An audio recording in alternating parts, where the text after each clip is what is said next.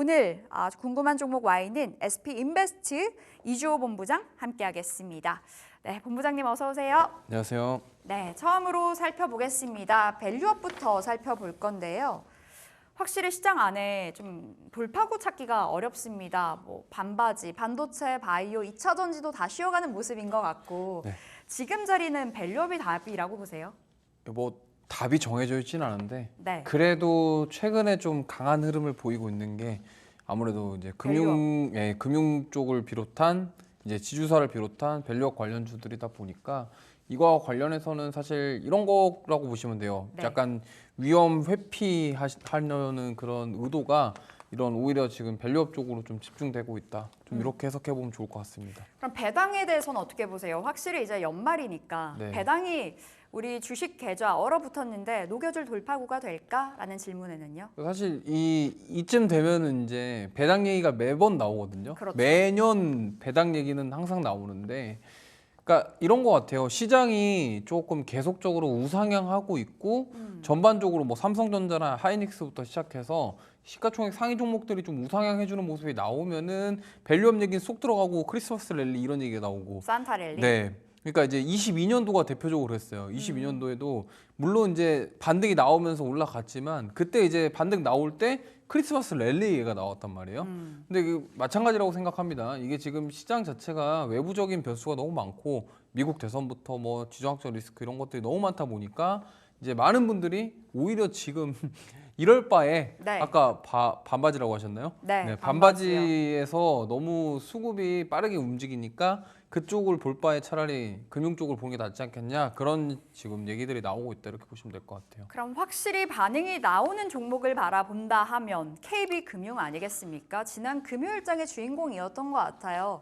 KB금융 지금 자리에서 그러면 좀 챙길 때라고 보시는지 아니면 즐겨야 될지 보유자들의 영역에서 바라본다면 어떤 관점이실까요? 사실 이제 금융주들은요, 뭐 사실 제가 뭐 매번 이런 말씀드리는데 본인 주거래 은행 쪽으로 신한은행. 네, 뭐 그쪽으로 한번 보시면 좋지 않을까 싶고 아. 차라리 그 KB금융은 이제 호실적과 더불어서 밸류업에 대한 그러니까 자사 초과기라던가 이런 것들에 대한 이야기들이 나왔잖아요. 네. 근데 지금 보시면은 KB는 나왔는데 아직 안 나온 기업들이 몇 군데 있습니다.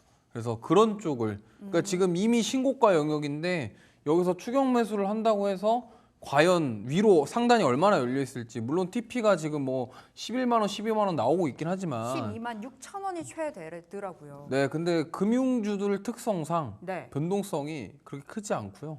뭐 예를 들어서 삼양식품처럼 막 그렇게 갑자기 2배 오르고 이렇게 되기에는 조금 쉽지 않을까 이런 생각에 차라리 고점에서 따라 들어가는 것보다 고점을 만들어 가려고 하는 후발 종목들을 좀 보시는 게 어떨까? 그럼 보유자들은 챙겨요? 네, 보유자들은 이제 수익 실현을 조금 하셔도 될 하면서. 것 같고 아니면 비중을 조금씩 줄여 가시면서 얼마나 더 가는지 한번 지켜보시면 좋을 것 같습니다. 일단 보유자들 영역에서 바라본다 하면 조금씩 비중 챙기기 쪽으로 가야 되고 만약에 들고 있지 않다면 아직 밸류업 공개가 되지 않은 기업들 네. 좀 중심으로 바라보자. 뭐 다른 신한지주나 뭐 여러 가지 은행주들 되겠어요. 생명보험 증권주도 다 괜찮다고 보세요? 네, 뭐 다 괜찮은데 지금 어떻게 보면은 가장 돈을 잘 벌고 있고 뭐 여러 가지 이슈들이 많은 쪽이 아무래도 지금 시선이 쏠린 데가 금융지주사라고 금융 보시면 될 것 같아요. 네. 그래서 뭐 생명보험이라던가 이런 쪽도 물론 움직일 수도 있겠습니다. 근데 거기서 어떠한 뭐 밸류업에 대한 구체적인 액션이 나와줘야 되는데 네. 지금 어쨌든 메리츠 금융지주가 스타트를 끊었고 그 다음이 지금 KB금융이잖아요.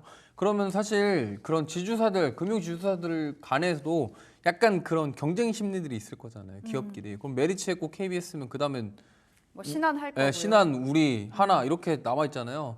거기서 아마 뭔가 좀 나오지 않을까 이렇게 좀 보시면서 접근하시면 좋을 것 같습니다. 네, 금융주는 계속해서 좀 봐야 되는 쪽이겠네요. 그리고 배당도 확실히 연말이 되니까 봐야 되는데 그 안에서 아직 공개가 되지 않은 쪽을 매력적으로 좀 평가를 주신 거고요. 현대모비스도 실적이 잘 나왔는데 역시나 아직 안 나온 쪽이에요. 밸류업에 대한 기대감이 있습니다. 인베스터 데이가 이제 11월 19일자로 오픈이 될 텐데 이때 무언가가 나오지 않을까라는 기대감이 있거든요. 현대모비스 어떻게 보세요? 만약에 현대차 쪽에서 뭔가 밸류업 얘기 나온다고 한다면 현대차가 움직일 것 같고요. 그래요? 사실 네. 탄력적인 건 현대 모비스긴 하잖아요. 네, 지금 현 시점에서는. 모비스 같은 경우가 지금 최근에 실적에 대한 부분에 마진율에서 부각을 받는 거거든요. 영업이익 30%. 네. 그러니까 저게 원래는 마진율이 원래 저동 쪽까지 오를 거라고는 아무도 예상을 못 했는데 네. 지금 저 마진율에 대한 부분들 아무래도 이 고부가 가치 상품에 대한 판매가 인상이 아무래도 지금 수익을 많이 개선시킨 것 같아요. 그러다 보니까 자동차를 만들면 있어서 그런 꼭 필요한 부품들에 대한 부분들이 좀 부각을 받았다라는 점. 네. 그래서 현대차는 빠졌지만 현대모비스는 올라갔다라는 부분이 마진율. 그래서 이 자동차 부품이라던가 완성차 기업들은요 마진율이 원래 되게 좀 낮은 편이에요. 보통 평균적으로 5에서 한 4에서 5% 정도거든요. 네. 대부분 부품사들이 그래요. 근데 지금 현대모비스가 이번에 영업이익률 이렇게 올라가면서 영업이익률 마진율이 이제 좋아지겠구나에 대한 기대감이 지금 주가에 반영을 하고 있다. 좀 이 정도로 보시면 좋을 것 같습니다. 그냥 엄청난 매력은 아닌가 봐요. 지금 자리에서 현대 모비스보단 현대차예요? 당연히 둘 다 매력은 있죠. 매력은 있지만 그래도 뭐 굳이 따지자면 저는 현대차. 자동차 부품사는 이제 밸류업에 대한 수혜를 받을 수 있는 현대차인데 저는 모비스도 괜찮은 것 같아요. 저는 괜찮아요. 제가 뭐 자동차 부품으로 SL도 말씀드렸지만 영업이익률이 높은 기업은 저는 이제 계속 살아남을 수 있다라고 생각을 하고 있기 때문에 그거에 대한 가치가 굉장히 커요. 그렇기 때문에 앞으로 이제 우리나라 완성차 그리고 부품사들 기업들은요 타겟이 이제 미국도 있지만 인도가 타겟이기 때문에 그거에 대한 성장률은 이제 본격적으로 나오기 시작할 게 내년 이제 1분기, 2분기, 상반기부터 이제 네. 본격적으로 인도 매출이 좀 사람들이 많이 지켜볼 거거든요. 그래서 그쪽을 한번 지켜보시면 좋을 것 같습니다. 현대차, 현대모비스 괜찮고 앞서 주셨던 SL까지 가져가도 될 것 같고요. 그럼 지금 자리 탑픽 받는다면 오늘 밸류업으로 묶어봤거든요. 네. KB금융 앞서 봤고 현대모비스도 있고요. 여러 가지 밸류업이라는 그 부분 안에서 탑픽 어느 종목일까요? 네, 저는 오늘 하나금융지주 좀 말씀드리고 싶습니다. 하나금융지주 네. 주거래예요? 아니요. 저는 KB인데 이미 아. 갔으니까. 아, 그래서 다른 쪽 왜 하나금융지주냐? 지금 계속적으로 제가 아까도 말씀드렸지만 지금 지주사들이 하나씩 하고 있어요. 네. 근데 지금 하나금융지주 아직 뚜렷하게 나온 게 없고 그리고 이번에 3, 4분기 결산 이후에 자사주 매입에 대한 공시가 나올 가능성이 높다라는 점. 그리고 지금 가격적으로 봤을 때도 이제 고점 돌파를 시도하려는 딱 그 자리예요. 그래서 KB금융이 그랬다시피 하나금융지주도 이제 실적이 나오면서 이런 기대감이 더해진다 그러면 덩달아서 좀 상승이 갈 거다. 후발적으로 나오지 않을까 이렇게 생각하고 있기 때문에 보시면 좋을 것 같고요. 목표가는 72,000원, 손절가는 62,000원 타이트하게 제시를 해드려서 한번 짧게 대응해 보시면 좋을 것 같습니다. 한 달 동안에 13%가량 올랐네요. 최근에 주가 반응이 굉장히 좋은데요. 금요일장에서도 한 4% 올랐고요. 목표가 72,000원, 손절가 62,000원으로 대응해 보겠습니다. 자, 다음은 2차 전지 볼게요. 사실 금요일에 가장 기대가 컸던 섹터잖아요. 테슬라의 급등, 말 그대로의 폭등이었는데 2차 전지 반응이 없었거든요. 이거 어떻게 해석을 해야 될까요? 테슬라가 뭐 물론 실적이 잘 나오긴 했지만요. 네. 제가 봤을 때는 이 주가가 이렇게까지 올랐던 이유는 아무래도 트럼프 영향도 있는 것 같아요. 그러니까 이게 과연 테슬라의 주가 상승이 만약에 이 전기차라던가 2차 전지 산업에 대한 긍정적인 것이었다면 네. 아무래도 2차 전지주들 우리나라 같이 갔을 텐데 지금 테슬라가 올라가는 이유는 조금 뭔가 특별한 이유가 있지 않을까. 네, 트럼프 쪽 지지했던 부분들도 있고요. 트럼프 지금 지지율이 올라가면서 테슬라 주가도 같이 올라왔어요. 네. 근데 로보택시 공개 이후에 실망했다가 다시 이번에 올라왔다라는 부분들 물론 실적에 대한 부분들도 긍정적인 게 있습니다만 그거보다는 지금 외부적인 요인에 의해서 주가가 더 많이 반응했다. 네. 이렇게 해석을 해본다고 한다면 아 우리나라 2차 전지 주가들이 왜 안 움직였는지 조금은 이해가 되지 않을까. 펀더멘털 측면에서 나아진 게 그렇게 크진 않다. 그러니까 외적인 네. 요인에 의해서 올랐다고 봐주신 거고. 그럼 그거 질문 드려볼게요. 트럼프 전 대통령 당선되면 네. 2차 전지 악재다 뭐 이야기 있잖아요. 이 반응이라면 호재 아닐까요? 테슬라가 지금 2차 전지 때문에 주가가 오르는 게 아니에요.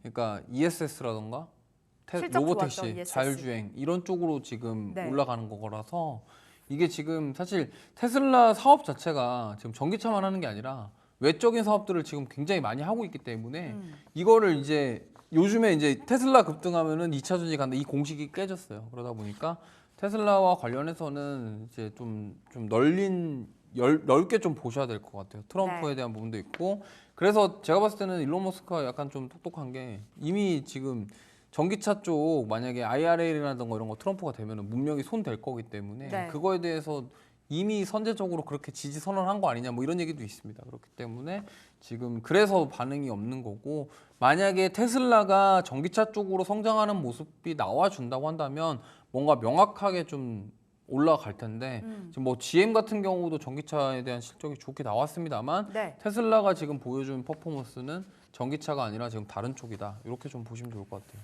알겠습니다. 그럼 국내 2차 전지주는 어떻게 보세요? 사실 이번 주 또 빅 위크 아니겠습니까? LG에너지솔루션, 뭐 삼성, SDI, LG화학 줄줄이 다 실적 나오는데 네. 실적 뭐 잘 안 나올 거라는 건 우리가 예견하고 있잖아요.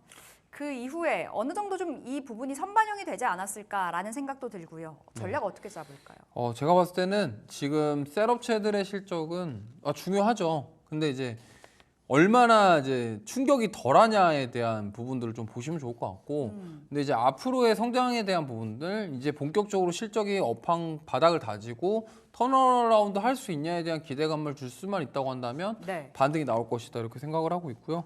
결국엔 지금 LG에너지솔루션 발 호재가 많잖아요. 벤츠, 테슬라 공급하는 부분들, 원통형 배터리, 그 다음에 이번에 캐나다 공장 돌아가는 부분들.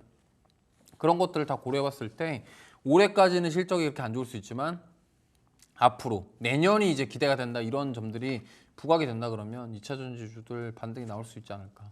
그럼 저 세 종목 안에서는 지금 자리 매력적인 그 종목 있을까요? 사실 이거 세 종목 중에 딱 찝는다면 지금 LG 현재는 LG에너지솔루션이죠. 왜냐면 워낙 많이 나오고 있으니까 호재거리. 그러다 보니까 LG엔솔이 지금은 세 종목 중에서는 더 낫지 않을까. 네. 이렇게 말씀드리겠습니다. LG엔솔 지금 자리 40만 원이거든요. 네. 저점 대비해서 한 40% 넘게 올라간 자리에서 조금 조정받고 있는데 이 세 종목 안에서는 탑픽으로 꼽아 주셨고요. 자, 그럼 2차 전지 내에서 네. 가장 좋게 보시는 종목 있을까요? 네, 저는 동원 시스템즈라는 종목을 말씀드리고 싶고요. 이 종목은 사실 그 원통형 배터리 관련 수혜주인데 그런 원형 캔이라던가 알루미늄 막 사업을 하고 있습니다. 우리가 네. 알고 계시는 동원 참치 그 캔 네. 만드는 데가 여기라고 보시면 되고 결국에는 이제 LG에너지솔루션의 원통형 배터리 캔 케이스를 납품하는 모멘텀이 있어요. 그러다 보니까 최근에 좀 많이 올라오고 있고요. 지금 조정을 받았다가 같이 또 올라오고 있습니다. 그래서 저는 이 46파이 원통형 배터리에 대한 앞으로의 기대감 그렇다고 한다면 실제적으로 수혜주인 이 동원 시스템즈의 주가가 지금 재평가돼야 된다라고 생각을 하고 있어요. 다만 이제 이 종목이 유통 주식수가 적어요. 그러니까 액면가가 5,000원이고 유통 주식수가 적다 보니까 호가창이 얇아서 변동폭이 살짝 있습니다. 네. 그러다 보니까 이제 돈이 조금만 들어도 주가 확 움직이는 게 있어서 그래서 조금 미리 좀 사두시면 만약에 나중에 거래량 터지면서 올라가면 이건 네. 못 따라가거든요. 최근에 54,000원도 찍었었네요. 네. 그런데 이거는 한번 진짜로 힘 받으면 확 가요. 왜냐하면 호가창이 얇아서. 그러니까 유통 주식수가 적다라는 거는 풀려 있는 주식수가 적기 때문에 어떠한 사고 싶은 사람이 큰 손이 들어온다. 네. 그럼 한 번에 확 사면은 주가 확 올라가겠죠. 호가창이 얇아서. 그런 단점이 있다라는 점은 감안하시면서 대응하시면 좋을 것 같아요. 뭐 장점일 수도 있겠어요. 뭐 시세 변동성을 이용한다면 그렇죠. 괜찮은 네. 종목이 될 것 같고요. 좀 기민한 대응이 필요하겠습니다. 동원 시스템즈가 탑픽이었고요. 1년으로 봤을 때 꽤나 올랐네요. 네. 71% 다른 2차 전지와는 좀 다른 그렇죠. 행보를 보여주고 있는 종목이기도 한데요. 오늘의 탑픽 현재 53,100원 보여주고 있는데 목표가 55,000원, 55,000원. 손절가 48,000원 타이트하게 제시해드리겠습니다. 목표가 55,000원, 손절가 48,000원 잡아보겠습니다. 자, 이제 오늘장 전략 이번 주가 시작이 됐잖아요. 어떻게 좀 바라볼까요? 이번 주 사실 국내도 그렇고요. 그러니까 해외도 지금 빅테크 기업들 이번 주에 줄줄이 실적 발표가 예정돼 있기 때문에 네. 변동성에 주의하시면 좋겠고 옥석 가리기가 지금 필요한 상황입니다. 그렇기 때문에 요걸 잘 참고하셔서 대응해 보시기 바랍니다. 옥석 가리기 해보자라는 부분 말씀 주셨고 반도체 이야기 여기 없었지만 잠깐 해볼게요. 삼성전자, SK 하이닉스. 삼성전자는 뭐 연일 신저가잖아요. 좀 냅둬야 될 것 같고 네. 하이닉스로 본다면 지금 자리 진입 괜찮을까요? 20만 닉스? 두 종목 중에 하나 고르라면 지금 현재 하이닉스고요. 삼성전자 당연히 가격적인 매력 있죠. 근데 올라오는 터닝 포인트가 언제냐에 대한 차이인 것 같아요. 그래서 단기적으로 좀 보겠다 하시면은 하이닉스가 지금 좀 더 유리하고요.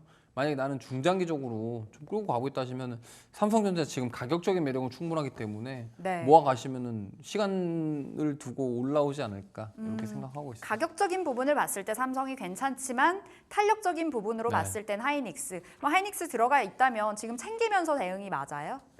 추가 상승 여력 충분히 있다고 충분히 봐요. 있다. 왜냐면 지금 3분기에 어쨌든 뭔가 의미 있는 결과를 보여줬고 네. 4분기도 HBM에 대한 실적은 기대해 볼 수 있다. 이렇게 좀 접근하시면 좋겠습니다. 알겠습니다. 이렇게 반도체 이야기까지 짧게 들어보면서 마무리 지어보도록 하겠습니다. 오늘 궁금한 종목 Y SP인베스트 이주호 본부장 함께했습니다. 말씀 고맙습니다.